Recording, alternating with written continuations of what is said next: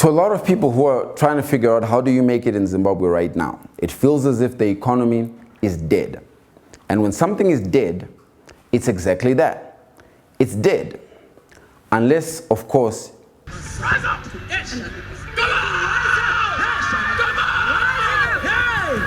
you go to a church of Prophet Lukau and he can bring you back to life. Good evening and thank you for watching Closer Look. In the absence of clear at our level communication, Zimbabweans are left to create their own interpretations of what their government is doing or isn't doing. This is a mirror of what happens and we see in church today.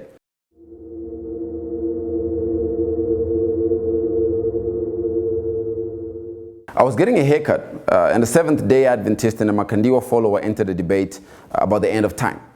Is there going to be rapture or not? How many people will enter heaven or not? Then a lady who is Catholic got involved and it all took a bizarre turn. It became about where do you go before Judgment Day? In the absence of authoritative direction from the creator of anything, interpretations morph in based on levels of understanding. Now, a few days ago, Dr. John Mangujga announced the monetary policy. The language was very jargonish and designed to be understood only by economists. The trouble is, this country is now full of economists. In a functional state, the ordinary man should not care what is coming in the monetary policy, but in this state we do. Now, like the example I gave earlier, in the absence of good interpretation, we see a morphing of apostles misinterpreting. The good thing is that the public has moved on from the obsession with political factions. We're now obsessed with the economy. Here is a few highlights from the monetary policy.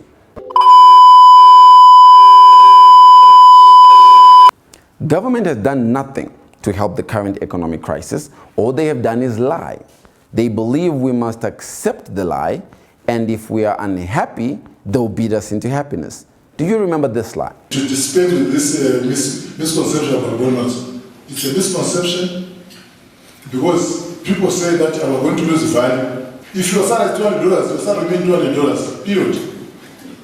And when you go to the bank, you get your US dollars, or you get your bonus, or you get your rands, or you get, if you don't want them, use your post, plus money. Then you go and swipe if you don't want them. So we are not enforcing anyone. What about this one? New Zimbabwean dollar that might be issued. Where are you on that? Is that coming, and if so, when?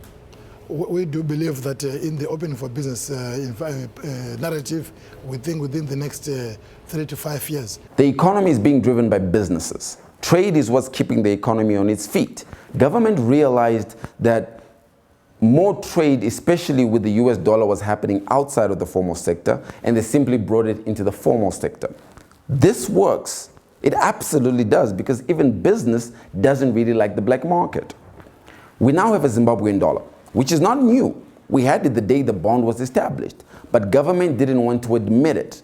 Government is getting richer every day because the more they tax you, the more money they make. Now, they know that if they shortchange you, you will work harder. When you work harder, you make more money. When you make more money, they tax you some more. So what we have now is a rated currency, which now we must print, and it's only a matter of time. There is no need to panic because there are 3 guarantees. Number 1 is that business will always self-preserve. Number 2 is that the market will bastardize whatever currency you introduce, like we did with the bond bearers, check, Zim, dollar, you name it. But finally, survival will be based on one thing and one thing alone: productivity. What productivity does is it gives you the key to enter the world of trade.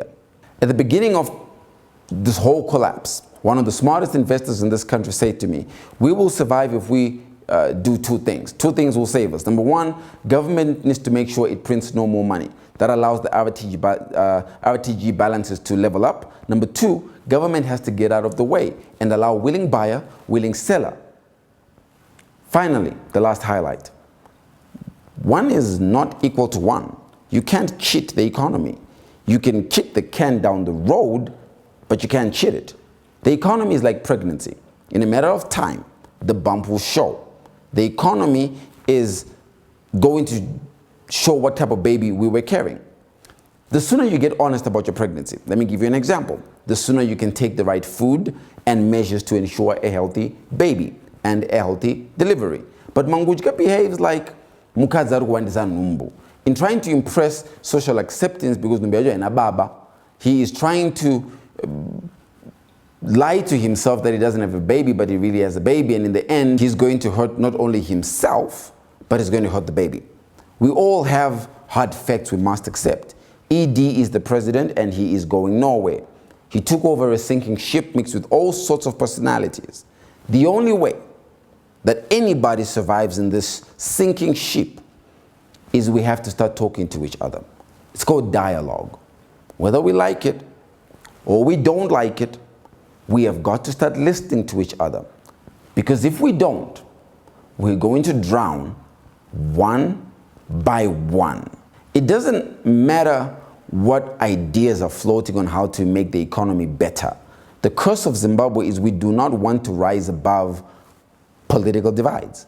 If Chamisa and ED had a conversation on the phone tonight, we would have traveled half the road to recovery. The corridor to Zimbabwe's recovery is not lifting of sanctions, nor sound economics, nor a change in political parties. It's dialogue. Sadly, the dialogue has to begin by your leader talking to my leader. Until then, tichanzwa nema documents kushikira tati eke. Until next time, head bowed.